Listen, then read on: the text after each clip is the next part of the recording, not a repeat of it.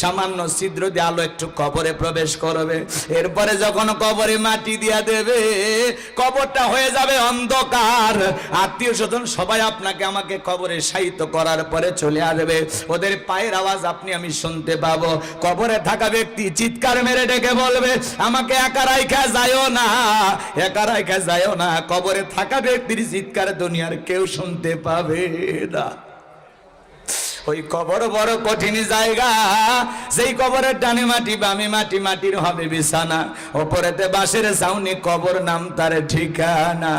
এ বাজার গো আমার হৃদয়ের কান পেতে কথাগুলো শুনে যান। ওই কবর বড় কঠিন জায়গা আমার ভাইয়েরা, ওই কবর বড় কঠিন জায়গা। বিশ্বনবী মুহাম্মদ রাসূলুল্লাহ সাল্লাল্লাহু আলাইহি সাল্লাম বলেছেন, ক্বালা ক্বালা রাসূলুল্লাহ সাল্লাল্লাহু আলাইহি ওয়াসাল্লাম, ইন্নামাল কুবুরু রাউযাতুম মিন রিয়াদিল জান্নাহ আও হুফরাতুম মিন হুফারিন নার, রাওয়াহু তিরমিজি। বিশ্বনবী ডেকে বলেন, যে ব্যক্তির আমল ভালো, মৃত্যুর সঙ্গে সঙ্গে আল্লাহ পাক তার কবরটাকে জান্নাতের বাগান বানায়া দিবেন, বলুন সুবহানাল্লাহ। আর যে ব্যক্তির আমল খারাপ, আও হুফরাতুম মিন হুফারিন নার, তার কবরটা হয়ে যাবে জাহান্নামের আগুনের গর্ত। কারো কবর যদি জাহান্নামের আগুনের গর্ত হয়ে যায়, তার কিন্তু বাঁচার কোনো উপায় নাই। আল্লাহ রাব্বুল আলামিন বলেন, ফামাই আমাল মিসকালা যাররাতিন খায়রান ইয়ারা ওয়া মাই আমাল মিসকালা যাররাতিন শাররান ইয়ারা। বান্দারে, তুমি যদি যাররা পরিমাণ অনুপরিমাণে নেক আমল করো, ওইটাও তোমার আমলনামায় লিপিবদ্ধ করা হবে। আবার তুমি যদি যাররা পরিমাণ অনুপরিমাণে বদ আমল করো, ওইটাও তোমার আমলনামায় লিপিবদ্ধ করা হবে। আর যারা গুনাহ নিয়ে একবার অন্ধকার কবরে যাবে, ওই কবরের ডানের মাটি বামে চলে যাবে, বামের মাটি ডানে চলে যাবে। এমন জোরে সাপ দেবে বাজান, এক পাজরের আর অন্য পাজরে ঢুকে যাবে।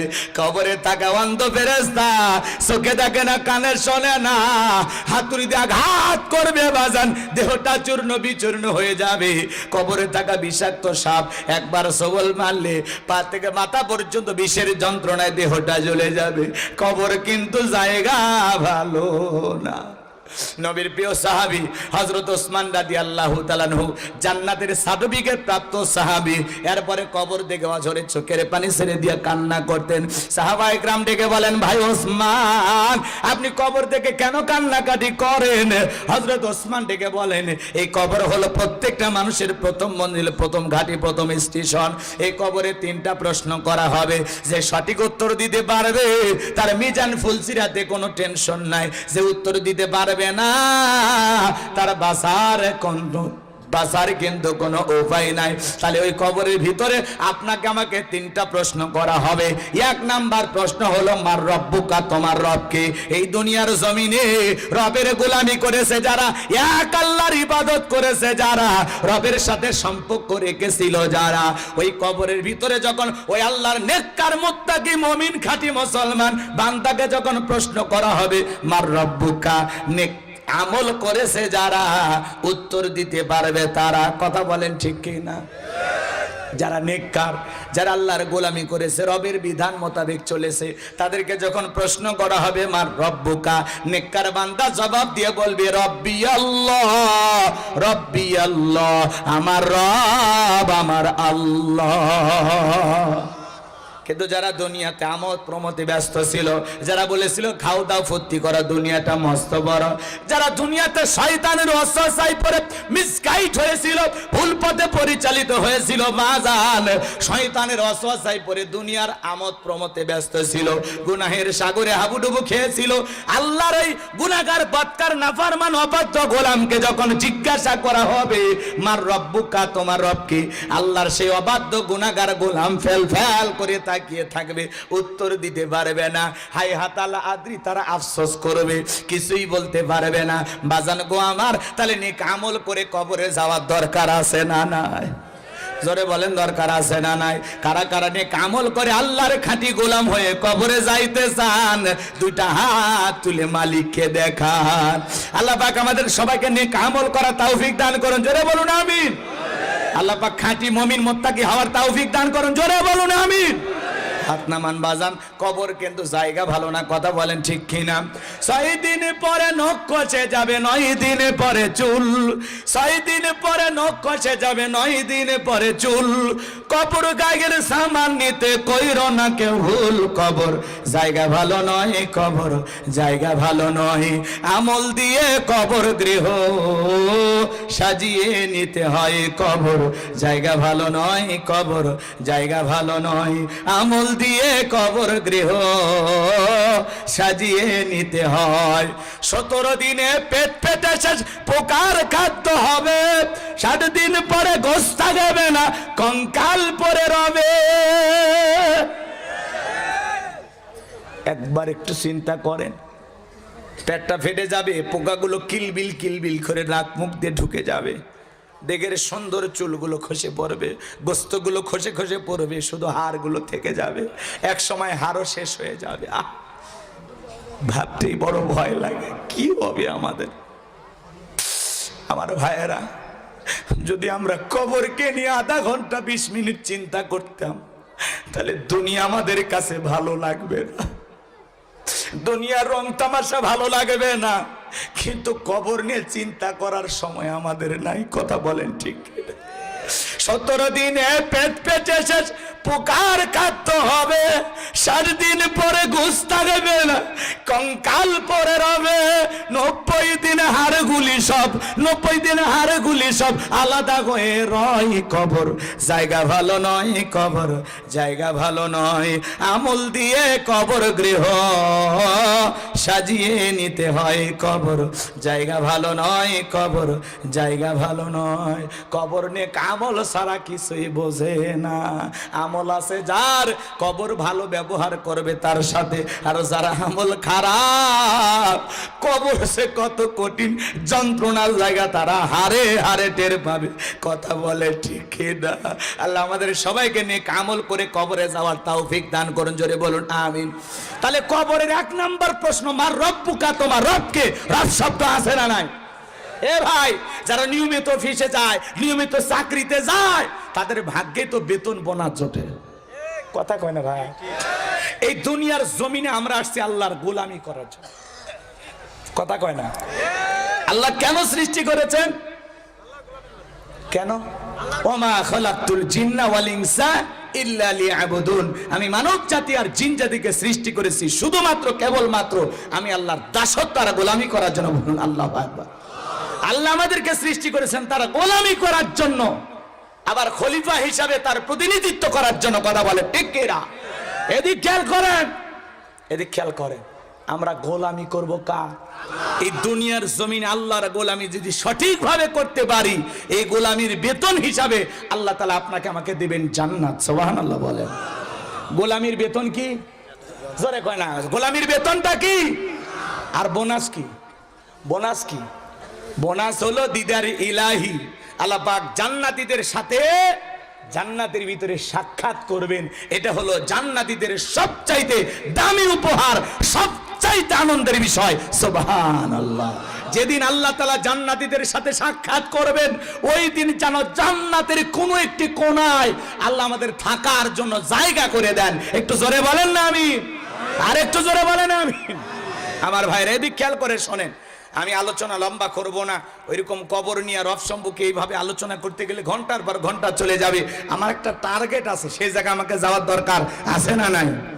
তাহলে কবরে যাওয়ার আগে সোজা হওয়ার দরকার আছে না নাই? নেক আমল নিয়ে যাওয়ার দরকার আছে না নাই? কবরের মাল সামান নিয়ে যাওয়ার দরকার আছে না নাই? আল্লাহ নেক আমল করে আমাদের পরকালের সফরে যাওয়ার তৌফিক দান করেন, জোরে বলেন আমিন। এইবার শুনেন, আল্লাহ রাব্বুল আলামিন বলেন, ইন্নাল্লাযীনা ক্বালু রাব্বুনাল্লাহ, নিশ্চয়ই যারা বলে আমি তাদের রব। আমাদের রবকে? আর একটু জোরে বলেন, আমাদের রবকে? আমার ভাইয়েরা, কেন রবের গোলামি করবেন না?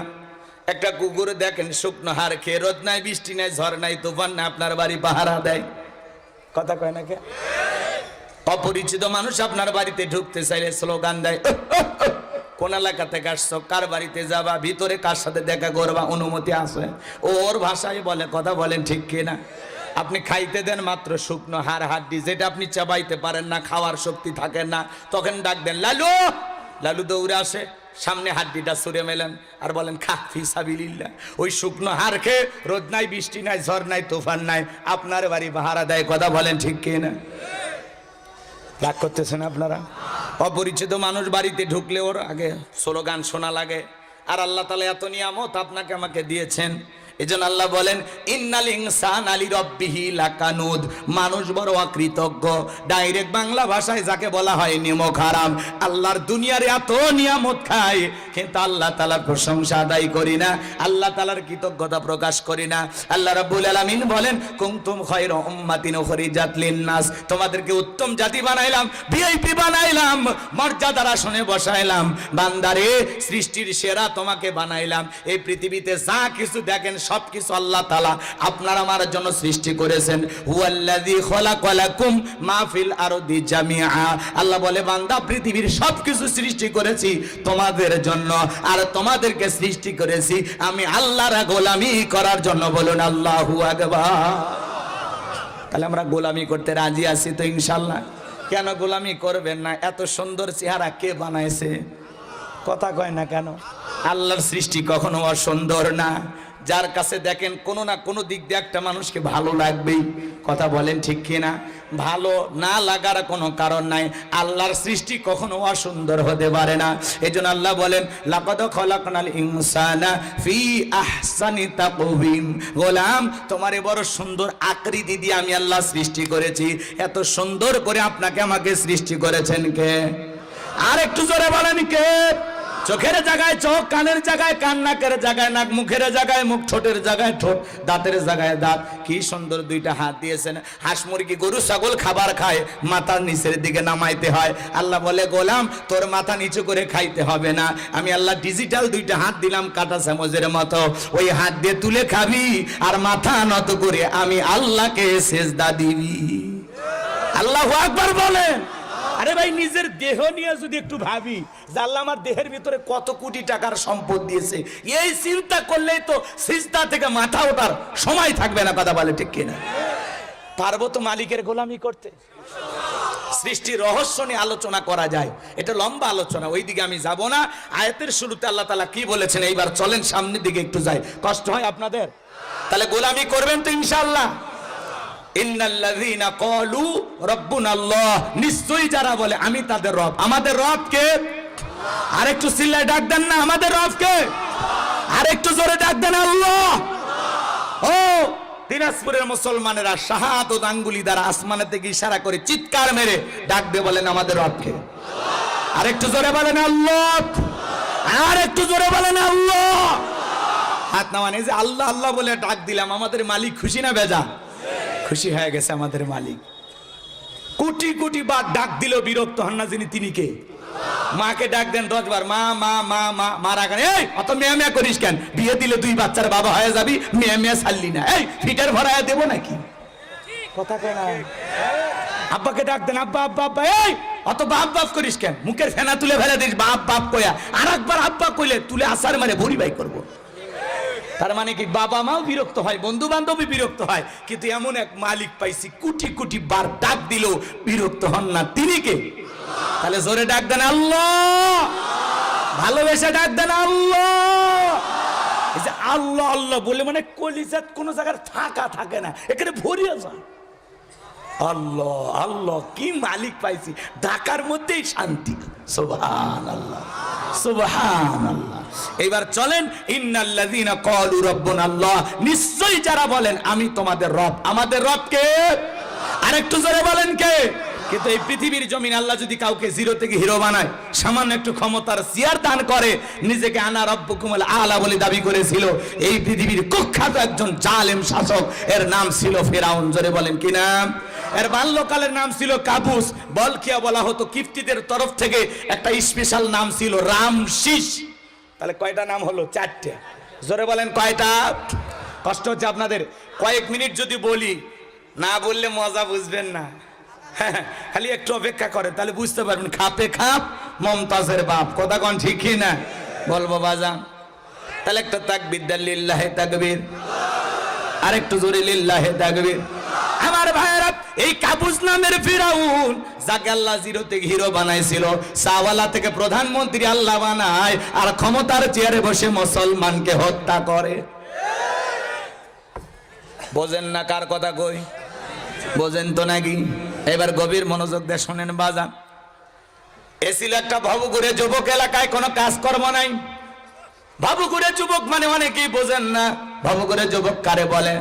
যারা সমাজের মধ্যে কোনো কাজ কাম নাই, অকাজের মোথা, ইয়াবা গাঞ্জা ফেন্সিডিল খায়া গাছক ধাক্কা মেরে কই ভাইজান সাইড দেন। বউ যদি দরজা খোলে, অমুকের বাপ তুমি ঢোলকা, কয় মা তুই বুঝবো না আজ একটু বেশি পরিমাণে মাল খাসি। এরকম মালখোর আছে না নাই? যারা সন্ধ্যাবেলায় ঘরের দরজা বন্ধ করে জিকিরি করে ইয়াবা ইয়াবা ইয়াবা, মা বাবা চিন্তা করে বাবা এটা কিসের ট্যাবলেট, জ্বর সর্দি গলা ব্যথা, কয় কিচ্ছু বোঝার দরকার নাই, টাকা দে নইলে তোর মাথা ফাটাবো। এরকম নেশাখোর আছে না নাই? যারা নেশাদ্রব্য পান করে, গাঁজা ইয়াবা ফেন্সিডিল এগুলো পান করে বাজান, সমাজের মানুষ তাদেরকে ভালো চোখে দেখে না। যারা নেশাদ্রব্য পান করে মানুষ তাদেরকে বলে টোকাই। এজন্য যুবক মাদককে না বলুন, নিশাদ্রব্য পান করা যাবে না। যারা শরাব পানকারী এরা জান্নাতে প্রবেশ করবে না। এজন্য মাদককে না বলুন, নিশাদ্রব্য পান করা জায়েজ না হারাম। এ যুবকে, ওই ইয়াবা ফেন্সিডিল গাঁজা মদ ওগুলো না খাইয়া ওই টাকাটা জমাইয়া রেখা বউকে প্রত্যেক মাসে একটা করে 3 পিস দে, দেখ অন্তত 12 মাসে 12টা বাসর রাখতেন। কথা কন না আপনারা? ওই টাকা জমাইয়া বউ বাচ্চার কাপড় কিনে দে বেটা। ইয়াবা মদ গাঁজা ফেন্সিডিল খাইয়া চেহারাটা করছে কি? বিড়ি খাইয়া ছোট্টা পাতিলে তলার মতো কালো বানাইছে। এগুলো টানো সুখ আছে, কোন টানের সুখ আছে? ওগুলো খাইতেছে, আমার কাছে এসে বলে হুজুর আমি আপনার ভক্ত, হাত ধরে মুসাফা করছে, নাক চুলকেতে যায় যে যে সেম গন্ধ বাড়ি হয়েছে। আর একজনের সাথে মুসাফা করলে ও বলবে হুজুরও খায়। কথা কোন ঠিক না? খবরদার যুবক, এগুলো খাইও না। এমন একটা খাবার যার প্যাকেটে বদনাম লেখা আছে ধূমপান মৃত্যু ঘটায়, ধূমপান স্ট্রোকের কারণ, তাও খায়, জম্মের খাওয়া খায়। কে? হ্যাঁ, আমার এক শালি আছে, কই দুলে ভাই দেখে শুনে সিগারেট খোরের সাথে বিয়ে দিয়েছেন। আমি কাছে বিয়ে কি আমি দিছি না তোর মা বাপ দিছে? কই 3 প্যাকেট খাই দুলে ভাই, 3 প্যাকেট। কাছে যখন আসে কি যে গন্ধ দুলে ভাই বলে শেষ করতে পারবো না। ওই জন্য মাঝে মাঝে রাগ করে মুখের উপর ওন্না দিয়ে থাকি, যা হয় হয়ে যাক। কথা কন্যা কে রাগ করতেছেন মনে হয়? এ বাজান গো আমার, এই জন্য অনুরোধের ভাষাই বলে যাই, আপনি যে বিড়ি সিগারেট খান, আপনার ছোট্ট বাচ্চাকে চুমা খাইতে যান, ও কিন্তু বিরক্ত হয়। কথা কয় না ভাই? কি আপনি কোন তো বিড়ি সিগারেট গাঁজা মদ এগুলো যারা খায় মুখ থেকে অবশ্যই আতরের মতো সুগন্ধ বের হয়, গোলাপের সৌরভ বের হয়। ওর গন্ধ শুনে মনে হয় এটি 2টা 3টে দে। কথা কন না কে? জীবনে কোনোদিন বিড়ি সিগারেট মদ গাঁজায় হিরোইন ফেন্সিডিল স্পর্শ করবে না। বাপের বেটা থাকলে হাত তুলে দেখান তো দেখে। লিল্লাহে তাকবীর। আল্লাহ এই মানুষগুলোকে তুমি সত্যি ভালো হিসাবে কবুল করো। এইবার শোনেন বাজান গো আমার, এই ফিরাউন ছিল ভবঘুরে যুবক, এলাকায় কোনো কাজকর্ম পাইল না। বাল্যকালের বন্ধু হামানকে নিয়ে মিশরে চলে গেল। মিশরে যাওয়ার পরে সর্বপ্রথম হলো তরমুজের ক্ষেতের লেবার, এরপরে মিশরের সরকারি গোরস্থানের দারোয়ান লাগবে। শত শত মানুষ ইন্টারভিউ দেওয়ার জন্য লাইনের মধ্যে দাঁড়ায় গেছে। ওই কাবুজ নামের ফিরাউনও লাইনে দাঁড়ায় গেছে। একে একে ইন্টারভিউ চলতেছে বাজার।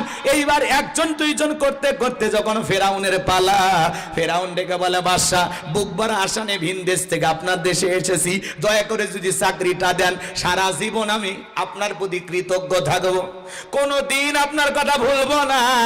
এই মিশরে আপনার চাইতে ভালো মানুষ আর কেউ নাই। কথা কয় না? এই মিশরে আপনার চাইতে ভালো মানুষ আর কেউ নাই। এমন ভাবে কথাগুলো উপস্থাপন করলেন, বাদশার মায়া লেগে গেল। কথায় আছে বাজান, পাম দিয়ে ফুলে নেন, বোঝেন তো নাকি? এমন ভাবে মিষ্টি কথা বলেছেন, দুষ্ট লোকের মিষ্টি কথা। এবার যান বাদশা ডেকে বলে ইন্টারভিউ বন্ধ করো। এই ছেলেটাকেই মিশরি সরকারি গোরস্থানের দারোয়ানের চাকরিতে নিয়োগ দেওয়া হলো। এইবার যখন কাবুজ নামের ফেরাউন মিশরের সরকারি গোরস্থানের দারোয়ান হয়েছে, সে চিন্তা করলো বাদশা প্রতি মাসে বেতন দিবে, ঠিক আছে, এই বেতন দিয়ে আমার চলবে না, আমার সাইট আলাদা ইনকাম করা দরকার। এইবার যারা লাশ দাফন করতে আসে ওদেরকে ডাইকে বলে, শোনো, এই গোরস্থানে যদি লাশ দাফন করতে চাও লাশ প্রতি একটা করে দিরহাম দেওয়া লাগবে, না হলে আমি লাশ দাফন করতে দেব না। জনগণ টেনশনে ভরে গেল, একটা দিরহামের জন্য বাদশার দরবারে বিচার নিয়ে যাবে, লাশ পয়সাগুলো শেষ হয়ে যাবে, অতএব একটা টাকা যদি পাই এই ছেলেটাই পাক। এই কথা বলে জনগণ একটা করে দিরহাম ওই কাবুজ নামের ফেরাউনকে ঘুষ দেওয়া শুরু করলো। 1 টাকা হলেও ওইটাও কি? অবশ্য বাংলাদেশে কিন্তু কোনো ঘুষ নাই, আছে নাকি বাজান? শোনো, এই দেশটার গল্প করি, দেশটা মনে হয় স্বপ্ন করি, শুধু কর ঘুষ কর মদ খর জুয়া খর, হে তাই আছে ভুরি ভুরি, হে তাই আছে ভুরি ভুরি। এ দেশে অসৎ কামাই কেউ করে না, তবে ঘুষের টাকা পেলে কেউ তো ছাড়ে না। টেবিলের নিচ দিয়ে হাত বাড়িয়ে কালো টাকাটা নাই সারিয়ে, টেবিলের নিচ দিয়ে হাত বাড়িয়ে কালো টাকাটা নেই সারিয়ে, করছে ওরা বড় দেশের চুরি, করছে ওরা বড় দেশের চুরি। শোনো, এ দেশটার গল্প করি। একটা ছেলে চাকরির জন্য 10 লাখ 15 লাখ 20 লাখ টাকা ঘুষ ওপরওয়ালা দেওয়া লাগছে। ওপরওয়ালা বলতে কি ফেরেশতা এসে নিয়ে গেছে? যারা এই দুর্নীতি করেছিল, ঘুষ খেয়েছিল, দেশটাকে বিক্রি করেছিল, আজকে গ্যারেজে 5 কোটি 7 কোটি 10 কোটি টাকা দামের গাড়ি পড়ে আছে, কিন্তু ওই সমস্ত দুর্নীতিবাজেরা না। ব্যাংকে কোটি কোটি টাকা পড়ে আছে, কিন্তু নেতা নাই। হাউন আঙ্কেলের রিসোর্ট পড়ে আছে, কিন্তু হাউন আঙ্কেল নাই, এখন কুত্তে ঘুরতেছে। যারা সম্পদের পাহাড় জমিয়েছিল, দুর্নীতির চূড়ান্ত পর্যায়ে পৌঁছে গেছিল, 11 লক্ষ কোটি টাকা দুর্নীতি করে 93 বিলিয়ন ডলার ঋণের বোঝা বাংলার জনগণের উপরে চাপিয়ে দিয়ে যারা পালিয়ে গেছে, এরা মানুষ না। তাদের পক্ষে আপনার এখনো সাফাইগা আগেই ভালো ছিল। আপনার তো আইনা ঘরে থাকা উচিত। কথা কয় না কে? বড় বড় কথা বলতে ওরা আছে আছে, কই গেছে? হ্যাঁ, এমপি মন্ত্রী বড় বড় রাজা বাদশাহ, আর বড় বড় কথা।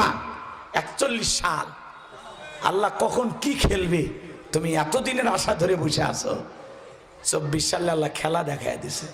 কথা কয় না রে? রাগ করতেছেন আপনারা? মন্ত্রীরা সব কোথায় গেল, এমপিরা সব কোথায় গেল, কোথায় কাদের কাকা? ওদের সারা দেশটা বড় লাগে ফাঁকা ফাঁকা।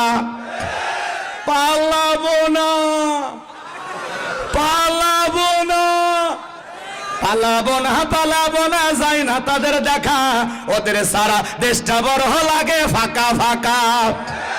আইন মন্ত্রী আটকে গেল আইনেরই ফাঁকে, দাড়ি সারা দরবেশটারে ভণ্ড